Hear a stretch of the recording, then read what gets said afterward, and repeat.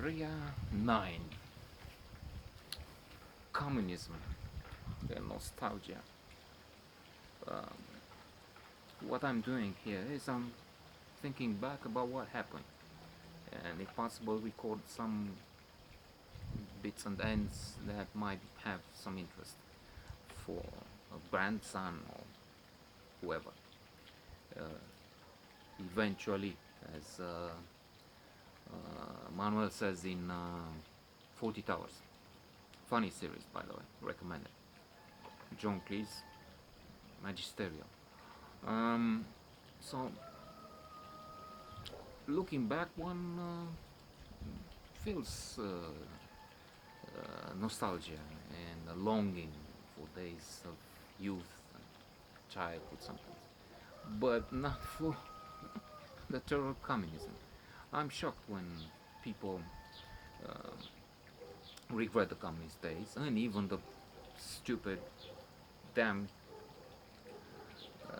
I hope he's in hell, tyrant, Ceausescu. It was better. That's stupid. It's true. It makes sense in a way because people forget. They adapt to the situation as it is, but still they often feel it was better in the past. Uh, Quite paradoxically, and when the past was such an ordeal. It is also true that some had it better. Nomenclatura,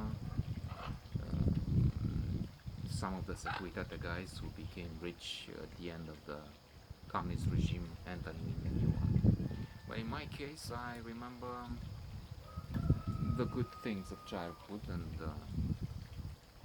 adolescence, but the communist aspects were terrible. I still see and realize that part of the anger, frustration that is there in here is due to those days of humiliation and sometimes hunger. We weren't the worst off, but still we had to queue for bread, for anything, and once in a while I had to go to Canosa, not on my knees like that, the post king going to see or emperor, was it emperor? Doesn't matter now. Going to see the Pope in humiliation. But I went to see an uncle we had. He was communist leader with a subway system or something. With that came perks. And he had food on the table and the fridge. So much so that some of it was spoiled or close to the expiration date and soon to be thrown out. So periodically I would go and take sometimes spoiled food with fungi and sometimes food which they didn't like or that it was, as I said, about to be thrown out anyway. And uh, the paradox is that they helped in that situation because it was hard to get anything, so fungi would do if you have nothing. But and yet I still didn't feel like being so grateful, which is bad, mea culpa, on my side, but also bad on theirs because they expected so much reverence, I guess, and bowing with that, even quite some time after uh, that hunger was finished, hunger period was finished. Maybe I should. Positive psychology argues about gratitude as a form of a rule of happiness and a form of happiness, of becoming better off. And it's all its forms. Be happy with what you have.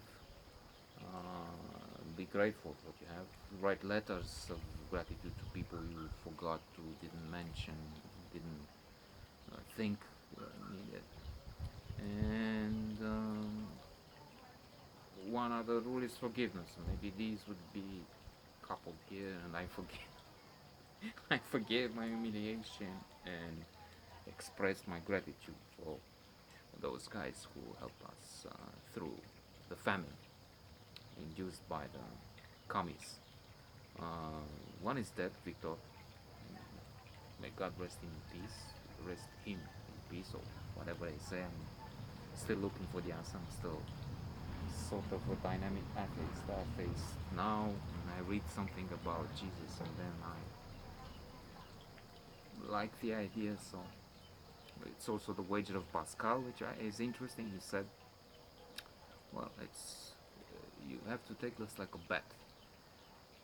If God exists, it's good to be religious because then you're a winner. You win paradise, and if it doesn't, you lose nothing. It's arguably not an excellent Christian way to think about it, and God would not like that. It was discussed, but I kind of think it interesting, funny, and why not to be considered. Well, that's it for now, I guess. So long.